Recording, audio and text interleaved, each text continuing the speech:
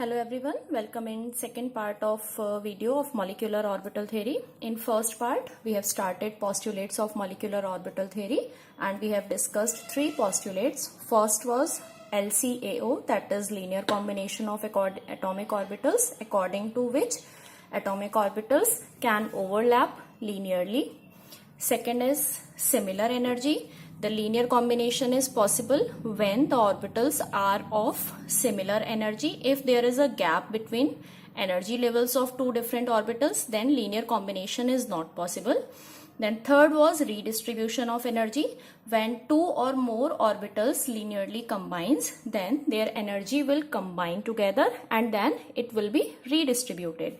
So the number of combining atomic orbitals will be equal to number of formed molecular orbitals. That means जितने number combine होंगे उतने ही number of molecular orbitals की formation होगी और उसमें से आधे ऑर्बिटल्स लोअर इन एनर्जी होंगे, आधे ऑर्बिटल्स हायर इन एनर्जी होंगे. Lower orbitals are called bonding molecular orbitals and higher orbitals are called anti bonding molecular orbitals.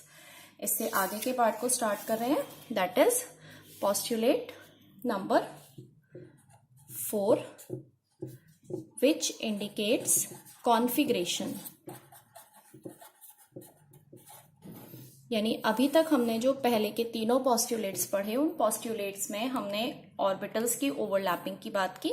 उस ओवरलैपिंग के बाद में रीडिस्ट्रीब्यूशन की बात की. तो जो रीडिस्ट्रीब्यूशन है, उस रीडिस्ट्रीब्यूशन के लिए हम मॉलिक्यूल्स को दो पार्ट में डिवाइड करते हैं और उसके इलेक्ट्रॉन्स को कॉन्फ़िगरेट करते हैं. तो जो हमारा कॉन्फ़िगरेशन है, ये कॉन्फ़िगरेशन दो डिफरेंट कैटेगरीज में डिवाइड होता है, जिसमें से पहला पार्ट होता है लाइटर मॉलिक्यूल के लिए.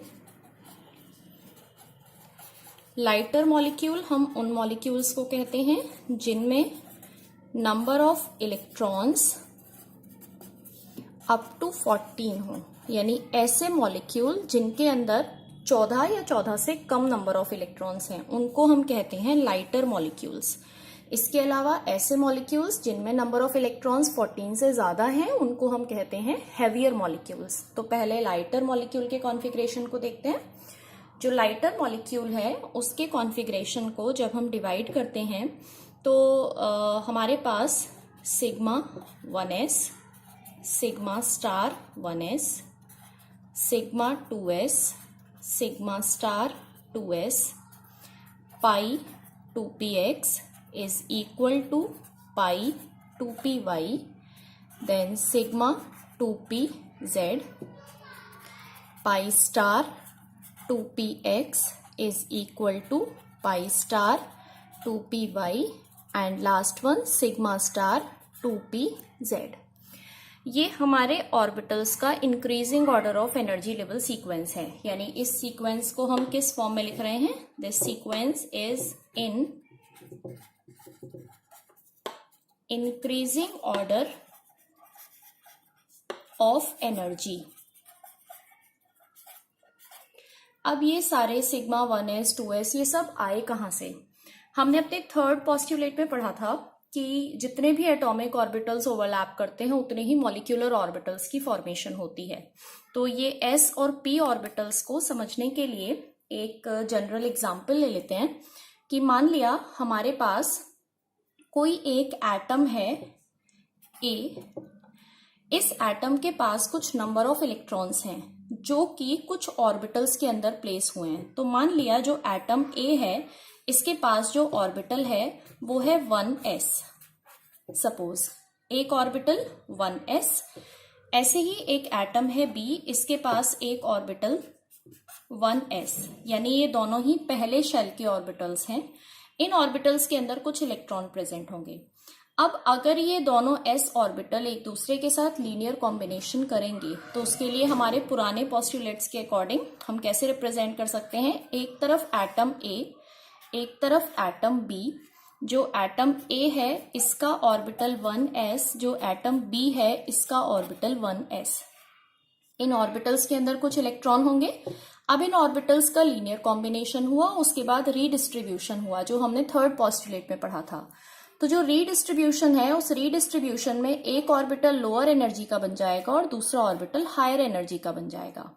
यानी ये ऑर्बिटल्स किसके हैं, A B, that is molecule के ऑर्बिटल। अब ये जो मॉलिक्यूलर ऑर्बिटल्स हैं, इनमें से जो ऑर्बिटल लोअर एनर्जी का है उसको हमने थर्ड पोस्टुलेट में पढ़ा कि इसको हम कहेंगे बॉन्डिंग मॉलिक्यूलर ऑर्बिटल, और जो हायर एनर्जी का है उसको हम कहेंगे एंटी बॉन्डिंग मॉलिक्यूलर ऑर्बिटल। तो इसको मैं यहाँ पर मेंशन कर देती हूँ, this is BMO bonding molecular orbital, this is ABMO anti bonding molecular orbital. अब ये दोनों ही 1s ऑर्बिटल हैं, तो जो मॉलिक्यूलर ऑर्बिटल बनेंगे इसके लिए भी हमें कोई नॉमेनक्लेचर देना होगा। तो अगर s ऑर्बिटल्स की ओवरलैपिंग हुई तो बनने वाले ऑर्बिटल का नाम भी s ही होगा, लेकिन दो ऑर्बिटल हैं इसलिए नीचे वाले ऑर्बिटल को सिग्मा 1s और हायर एनर्जी वाले ऑर्बिटल को स्टार 1s यानी एंटी बॉन्डिंग के साथ में हम रिप्रेजेंट करते हैं।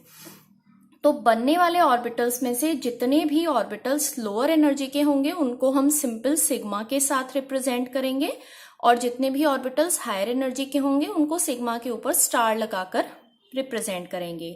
सेम कंडीशन p ऑर्बिटल्स के साथ होती है। जब p ऑर्बिटल्स ओवरलैप करते हैं तो p ऑर्बिटल्स की ओवरलैपिंग में भी सिमिलर कंडीशन होती है कि हमारे पास 3 ऑर्बिटल्स हैं p, एटम A के लिए, एटम B के लिए। इसको ऐसे समझ सकते हैं कि सपोज हमारे पास ये p ऑर्बिटल्स हैं किसी एक एटम के px py pz और किसी दूसरे एटम के px py pz, यानी यहां पर मैंने लिखा 2p ऑर्बिटल, जिसमें से एक px हो जाएगा, py हो जाएगा और एक pz हो जाएगा, px py pz। जब ये ऑर्बिटल्स आपस में ओवरलैप करते हैं तो ये दो अलग अलग एनर्जी लेवल में डिवाइड हो जाते हैं। px के साथ py को लिखा है इक्वल, यानी जो px और py ऑर्बिटल हैं इनके साथ पाई बॉन्ड की फॉर्मेशन होती है, इसलिए हमने सिग्मा की जगह पाई की फॉर्म में इसको रिप्रेजेंट किया। और ये जो बनने वाले ऑर्बिटल्स हैं इनका एनर्जी लेवल सेम होता है, तो px का एनर्जी लेवल py के इक्वल हो सकता है या फिर py और pz का एनर्जी लेवल इक्वल हो सकता है। दोनों कंडीशंस पॉसिबल हैं और दोनों कंडीशंस ही करेक्ट हैं, तो आप इसको किसी भी तरीके से लिख सकते हैं। मैं यहाँ पर इसको अल्फाबेटिकल ऑर्डर की फॉर्म में रिप्रेजेंट कर रही हूँ। तो अगर हमारे पास px py और pz ये तीन ऑर्बिटल्स हैं, तो on the basis of third postulate that is redistribution of energy, जितने नंबर ऑफ ओवरलैपिंग ऑर्बिटल्स होंगे उतने ही मॉलिक्यूलर ऑर्बिटल्स की फॉर्मेशन होगी।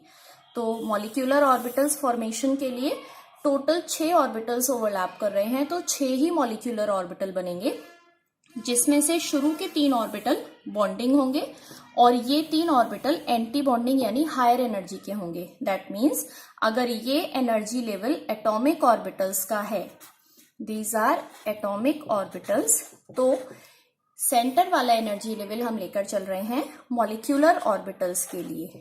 ठीक, तो ये जो मॉलिक्यूलर ऑर्बिटल्स बनेंगे इसमें से पहले वाले 3 ऑर्बिटल्स का energy level in combining atomic orbitals के एनर्जी लेवल से लो होगा, यानी कम होगा, और उसमें भी px और py का एक जैसा होगा। तो अगर एक जैसा एनर्जी लेवल है तो हम इसको क्या करेंगे, एक साथ ड्रॉ करेंगे, यानी ये हमारे पास हुआ 2px और ये हमारे पास हुआ 2py, और इसके ऊपर हमने अगला ऑर्बिटल ड्रॉ किया 2pz। Same condition anti bonding orbitals में होगी। हमने लिखा है px is equal to py लेकिन स्टार के साथ, यानी कि ये एंटी बॉन्डिंग ऑर्बिटल्स की बात हम कर रहे हैं। तो एंटी बॉन्डिंग ऑर्बिटल जब हम ड्रॉ करेंगे तो वो हायर एनर्जी लेवल के हैं, यानी इस एनर्जी लेवल सीक्वेंस से ऊपर हम इसको ड्रॉ करेंगे। तो ये हमारे पास हुआ पाई स्टार 2px और पाई स्टार 2py, जबकि ये वाले जो दोनों ऑर्बिटल थे इनमें हमारे पास कहीं पर भी स्टार मेंशन नहीं था, केवल पाई 2px, पाई 2py और पाई 2pz। अब एक ऑर्बिटल और बचता है जिसको हम नाम देंगे sigma star 2pz, sorry this one is sigma star 2pz orbital. तो इस तरीके से हमारे ऑर्बिटल्स का डिस्ट्रीब्यूशन होता है और इसी एनर्जी लेवल सीक्वेंस की फॉर्म में हम इसको मेंशन करते हैं। तो एक बार फिर से इसको देख लेते हैं। जब 2 s ऑर्बिटल्स ओवरलैप हुए तो 2 s ऑर्बिटल्स बने, एक बॉन्डिंग दूसरा एंटी बॉन्डिंग। ऐसे ही जब सेकेंड लेवल के 2 s ऑर्बिटल्स ओवरलैप हुए तो दो ही s ऑर्बिटल्स बने, एक बॉन्डिंग एक एंटी बॉन्डिंग। जब p ऑर्बिटल्स ओवरलैप हुए तो तीन तीन ऑर्बिटल्स की ओवरलैपिंग, यानी 6 ऑर्बिटल्स की ओवरलैपिंग हुई, जिसमें से 3 ऑर्बिटल्स बॉन्डिंग, ये वाले तीनों, और बाकी के बचे हुए 3 orbitals anti bonding molecular orbitals हुए। इस तरीके से हमारे इस लाइटर मॉलिक्यूल के कॉन्फ़िगरेशन को हम समझ सकते हैं। आई होप ये पोर्शन आपको समझ में आया होगा। इससे अगले पार्ट की तरफ बढ़ रहे हैं, यानी लाइटर मॉलिक्यूल का ये कॉन्फ़िगरेशन जो है इसी को कंटिन्यू कर रहे हैं हैवियर मॉलिक्यूल की फॉर्म में। तो जो सेकेंड पार्ट है कॉन्फ़िगरेशन का, part B for heavier molecules. Heavier molecules किनको कह रहे हैं हम?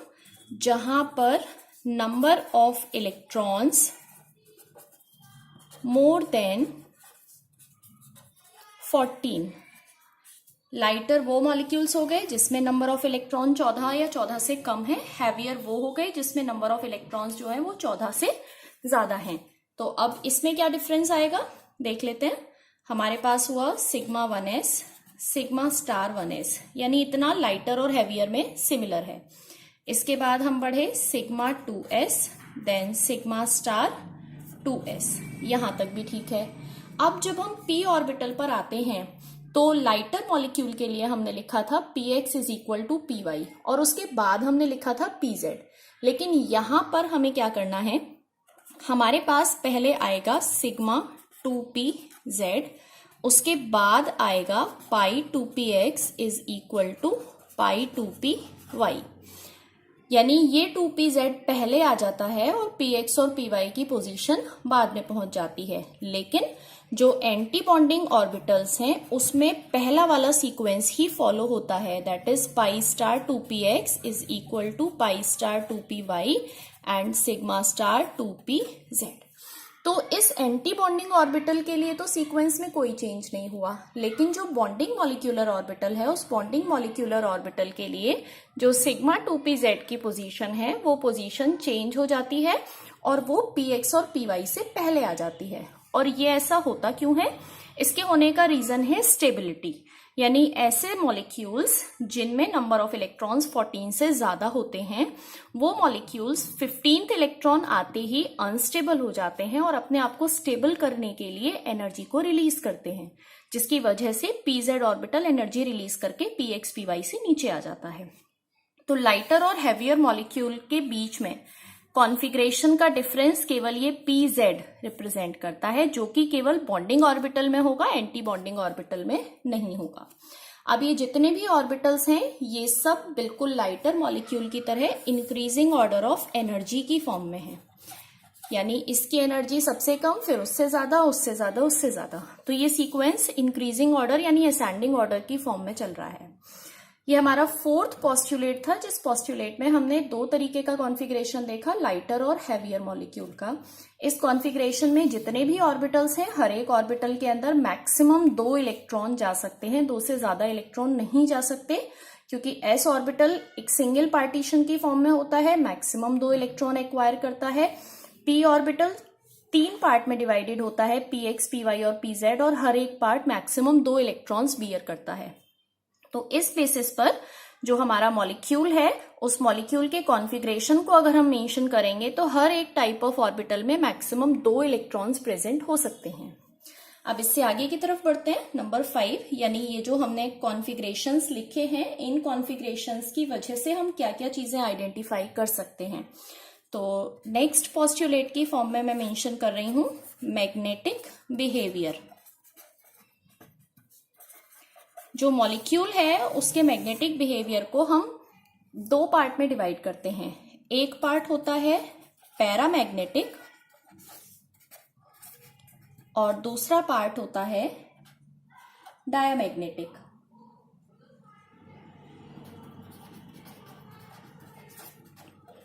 पैरा और डायामैग्नेटिक हम कैसे आइडेंटिफाई करते हैं?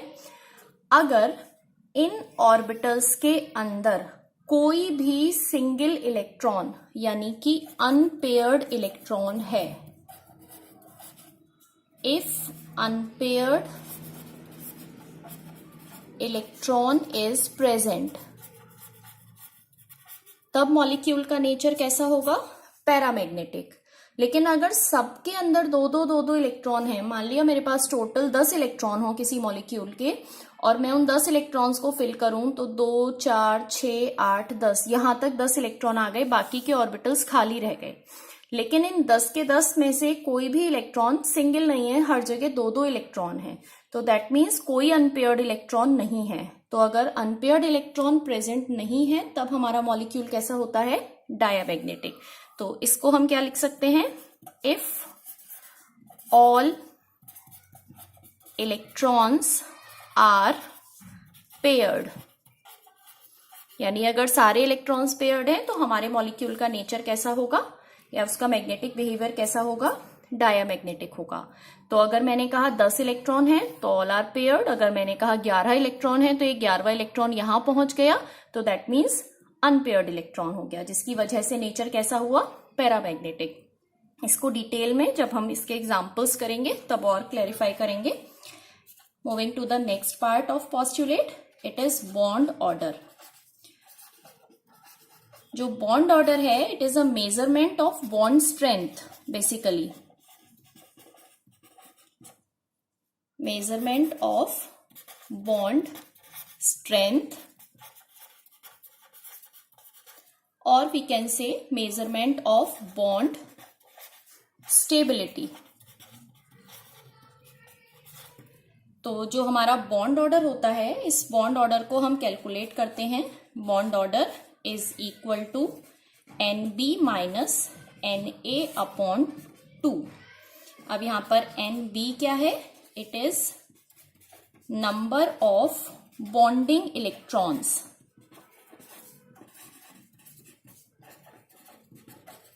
और Na क्या है? It is number of anti bonding electrons. Bonding anti bonding electrons का मतलब है कि वो इलेक्ट्रॉन्स जो कि बॉन्डिंग ऑर्बिटल्स में हैं, यानी जिनके ऊपर स्टार नहीं है, वो सारे कहलाएंगे बॉन्डिंग इलेक्ट्रॉन्स, और वो इलेक्ट्रॉन्स जो स्टार वाले ऑर्बिटल्स के अंदर हैं वो कहलाएंगे एंटी बॉन्डिंग इलेक्ट्रॉन्स। तो इसकी हेल्प से हम कैलकुलेट कर सकते हैं बॉन्ड ऑर्डर को। जो बॉन्ड ऑर्डर है वो हमारा रिलेटेड होता है बॉन्ड लेंथ के साथ, यानी इसी पोस्टुलेट को कंटिन्यू कर रही हूं। Bond order is directly proportional to bond stability,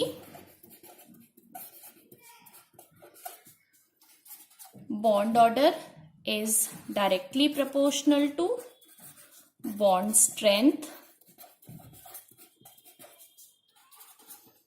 bond order is inversely proportional to bond length। तो ये कुछ मेजरमेंट है बॉन्ड ऑर्डर के। जो बॉन्ड ऑर्डर है उसकी वैल्यू कोई ना कोई नंबर की फॉर्म में होगी, यानी अगर मैं एक और पॉइंट मेंशन करूं कि इफ बॉन्ड ऑर्डर इज 0, तो इसका मतलब क्या होगा कि मॉलिक्यूल एग्जिस्ट ही नहीं करेगा, मॉलिक्यूल डज नॉट एग्जिस्ट। तो बॉन्ड ऑर्डर जब भी हम कैलकुलेट करेंगे, बॉन्डिंग एंटी बॉन्डिंग इलेक्ट्रॉन्स के बेसिस पे कैलकुलेट करेंगे। बॉन्ड ऑर्डर स्टेबिलिटी के डायरेक्टली प्रोपोर्शनल होगा, बॉन्ड स्ट्रेंथ के डायरेक्टली प्रोपोर्शनल होगा, लेकिन बॉन्ड लेंथ के इनवर्सली प्रोपोर्शनल होगा। और जो बॉन्ड ऑर्डर है अगर उसकी वैल्यू 0 कैलकुलेट होकर आती है तो इट मीन्स कि मॉलिक्यूल डज नॉट एग्जिस्ट। तो ये हम लास्ट पोस्टुलेट की फॉर्म में इसको समराइज कर रहे थे। तो हमारे पास postulates of molecular orbital theory में टोटल 7 पोस्टुलेट्स हमने कंसीडर करे, 6 पोस्टुलेट्स हमने कंसीडर करे। First LCAO linear combination, second similar energy, third redistribution of energy, then fourth part was configuration which have been divided into 2 parts, lighter molecule and for heavier molecule, then magnetic behavior, if unpaired electron is there paramagnetic, if all electrons are paired diamagnetic, then last one bond order which can be calculated as Nb minus Na upon 2, Nb number of bonding electrons, Na number of anti-bonding electrons, and bond order is also related with bond stability, bond strength, bond length. We can also check the existence of molecule by checking the bond order. If it is 0, then molecule does not exist. So I hope you all understand the postulates of molecular orbital theory. As a next part of molecular orbital theory, or we can say as a next topic, we will start applications of molecular orbital theory, in which we will learn how we can draw the molecular orbital diagrams of homo and heteroatomic molecules. Thank you so much.